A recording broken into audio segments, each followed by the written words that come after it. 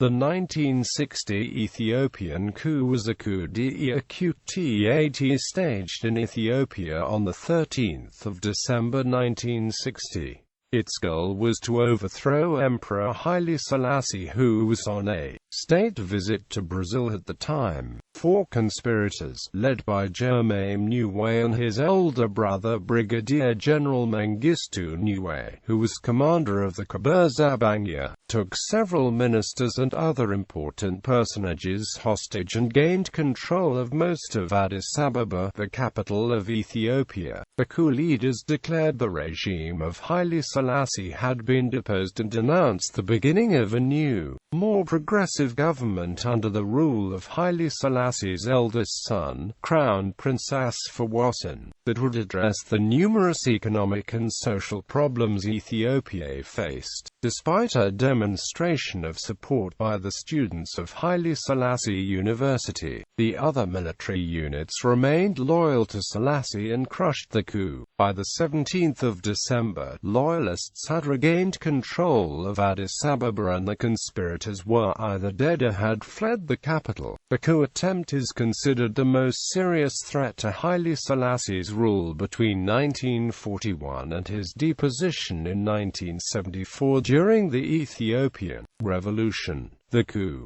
Germame Neway, widely seen as the motivator of the coup, was a progressive and activist governor who was frustrated in his attempts to improve the standard of living of the subjects living in the sub-provinces he was assigned to govern. When he had attempted to encourage the Oromo inhabitants of Welamu to build roads, bridges and schools, this led to local landlords to agitate for his replacement. He was then reassigned to Jijiga, where he was immediately confronted with the abject poverty and underdevelopment of the region and with obvious signs of official neglect. Concludes Zuda, the obstruction he encountered even in these remote posts convinced him of the need for change, and he began to work with his brother to that end.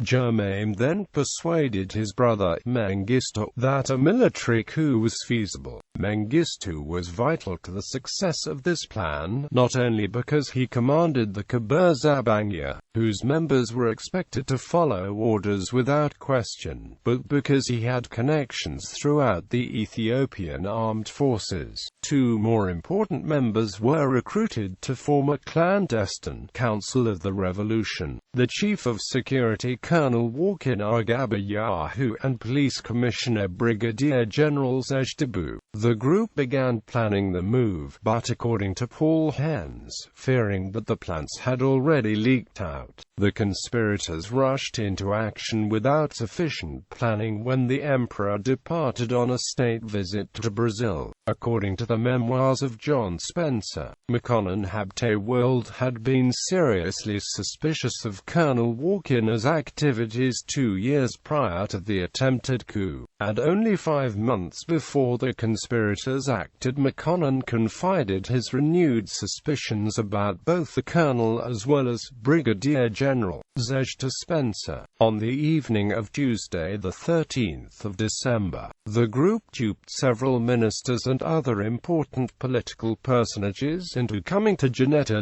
Palace for an emergency meeting where they were taken hostage. At the same time, followers of Colonel Wossen occupied the central bank, the radio station, and the Ministry of Finance. The Kebur Zabangna surrounded the other army bases in and around the capital. The next morning, after the members of the coup had secured control of most of Addis Ababa, Asfaw Wossen, who was generally regarded as having acted under duress, read a proclamation. This proclamation attacked Ethiopia's economic backwardness in relation to other African countries, announced the formation of a new government under the Crown Prince, and promised the start of a new era. In response, response, the students of Haile Selassie University demonstrated in support of the new government. The leaders of the coup obviously expected this demonstration would convince the other branches of the military to join them. An uneasy 24 hours followed while the conspirators awaited developments. During this period, Mengistu and his colleagues issued an 11-point program of proposed reforms, and appointed as Prime Minister Ras Imru Haile Selassie and Major General Mulugeta Bulai, who was popular in the army, as Chief of Staff. Meanwhile, the loyalists within the military were able to come to a consensus on how to respond to this threat. Dejazmach Asfrate Medhinkasa, Major General Mengistu, and the other loyalists spent the time more usefully. They secured the support of the tank squadron and the Ethiopian Air Force, both stationed within reach of the capital, and made up their initial shortage of troops by airlifting about 1,000 loyal soldiers in from outlying provinces. They also issued leaflets signed by the Abuna of the Ethiopian Church, which condemned the rebels as anti-religious traitors and called for loyalty to Haile Selassie. These leaflets are believed to have had a great effect on the uncommitted. Fighting broke out in the afternoon of the next day. Heavily outnumbered, the rebels were slowly driven back. Many ordinary soldiers of the Kebur Zabangna, once they learned they were fighting against the emperor, lost heart as they had been given to understand that they were fighting for him. The inhabitants of the capital, once the fighting started, gave the support to the loyalists. Before abandoning the capital, Germame and the others turned their machine guns on the hostages in Janetta Lul Palace, killing 15 of them. The dead included not only Prime Minister Bebi Arigai and Mekonnen Habte World, but also Major General Mulugeta. General Zej was killed in the fighting. Colonel Walkinar committed suicide. Mengistu and Germame evaded capture until the 24th of December 1960, when they were surrounded by the army near Mojo. Rather than face capture, Germame committed suicide. Mengistu surrendered. He was hanged a few months later. Official casualty figures state that at least 300 people were killed, many of them civilians caught in the street fighting. Christopher Clapham considers them likely to be underestimates, noting in a footnote that the Kenyan East African Standard estimated about 2,000 dead and wounded in its 20th of December 1960 story. Aftermath. Although Paul Hens asks the relevant question, was the 1960 coup the harbinger of the revolution of 1974, he denies that there was a significant connection with his next sentence, only in a very general sense, if at all. Hens emphasizes the inside nature of the coup. How much of the population of Ethiopia was illiterate and had little awareness of events in the capital city. However, Hens admits that the threat to his rule caused a change in the emperor's behavior. After reorganizing his government and appointing Aklilu Habte World Prime Minister, Haile Selassie gave less attention to domestic affairs and devoted more time to foreign affairs, making a place for himself in the Pan-African movement and championing decolonization. Not to be overshadowed by many of the new personalities on the African scene, Nkrumah, Sekou Touré, Kenyatta, Nyerere, he continued to take a leading role in Pan-African politics.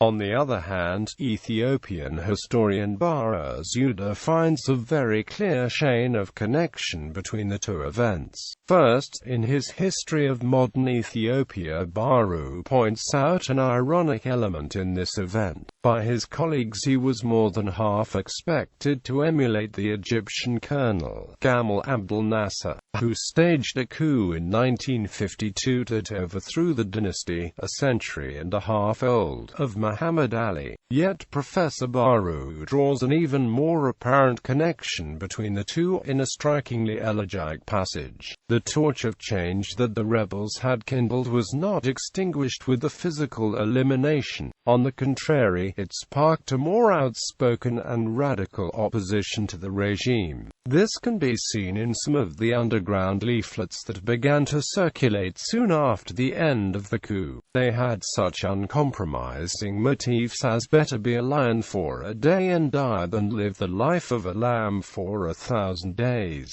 There is no solution without blood, and what is sinful is to be ruled by despots, not to rise against them." Above all, the students became the true heirs of the rebels. They had come out on the streets in support of the rebels in 1960. Thereafter, they gave breadth and coherence to the opposition that the rebels had conceived and executed in such a confused manner. As for the regime, unprepared to concede reform, it condemned itself to being swept away by revolution. Edmund Keller adds that following the coup, rather than being able to dictate comfortably the rate and direction of change, the emperor was placed ever more on the defensive, having to work hard to mediate the demands of increasingly politically significant social groupings. Keller also disagrees with the assertion that the leaders of the coup were the only organized group critical of the monarchy and its policies, pointing to nationalist organizations coalescing amongst the Oromo, Somali, Eritreans, and Tigrians, noting that these pockets of opposition might never have emerged if the emperor's policies had been more sensitively directed at building legitimacy among the masses rather than simply at securing compliance or acquiescence to laws and policies.